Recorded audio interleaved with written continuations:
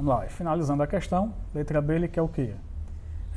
Qual o nome da transformação de A para B e de D para C? Se você olhar aqui, o ponto A e o ponto B estão em regiões distintas. O ponto A está na fase sólida, o ponto B está na fase líquida. Então a transformação de A para B é a mudança do estado sólido para o estado líquido, que a gente dá o nome de fusão. Então de A para B nós temos a fusão do material, ele está derretendo. Os pontos D e C, eles também estão em lados, em regiões opostas, né, em áreas opostas, e o ponto D está na fase sólida e o ponto C na fase gasosa. E a mudança da fase sólida para a fase gasosa a gente chama de sublimação, né? Então nós dizemos que a transformação aqui é uma sublimação. O exemplo mais clássico que a gente tem disso aqui é a naftalina, né? Que é um comprimidozinho, está lá na fase sólida, você coloca ele no ambiente, ele começa a se vaporizar sem passar pela fase líquida, ele passa direto da fase sólida para a fase gasosa, ele sofre uma sublimação. Outro exemplo é o gelo seco, que é muito usado em shows, né, abertura de show, principalmente no palco, naquela fumaça que é colocada no palco. Ali é dióxido de carbono, que está congelado ali a temperaturas abaixo de zero. Só que o dióxido de carbono, naturalmente, é um gás, né? Então, quando ele é retirado do recipiente e colocado ali no ambiente externo, ele passa direto para a fase gasosa, sem passar pela fase líquida, e você tem aquele efeito daquela fumaça.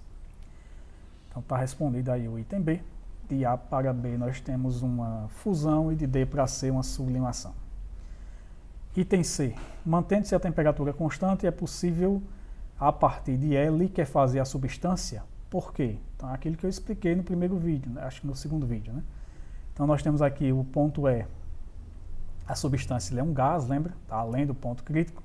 E se ela é um gás, não dá para voltar para o estado líquido, né? Liquefazer, apenas mudando pressão, né?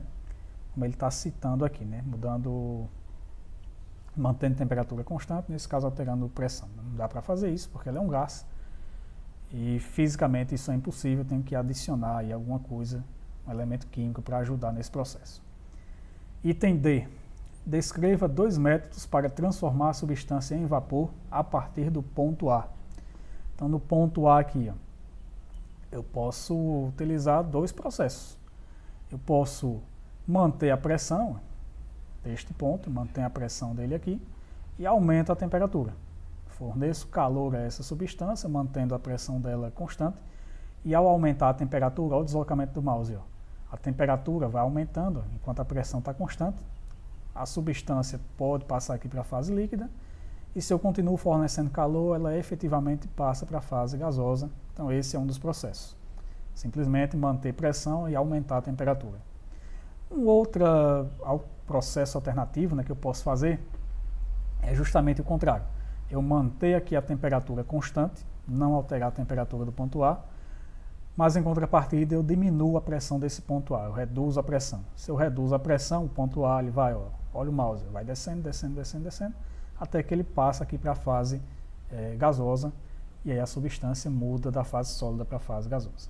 Então, duas maneiras distintas: mantenho pressão e aumento a temperatura, ou mantenho temperatura e diminuo a pressão.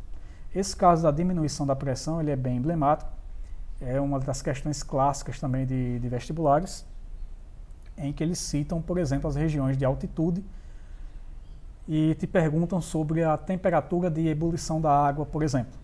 Então, ao nível do mar, ou próximo ao nível do mar, a água ela passa da fase líquida para a fase gasosa em torno de uma temperatura de 100 graus Celsius, mas se você aumenta a altitude dessa água, né, dessa substância, você acaba diminuindo a pressão atmosférica, e ao diminuir a pressão, a temperatura de fervura ela também diminui. Então você consegue ferver a água a temperaturas menores do que 100 graus à medida que você vai subindo um morro, vai subindo aí uma montanha, né?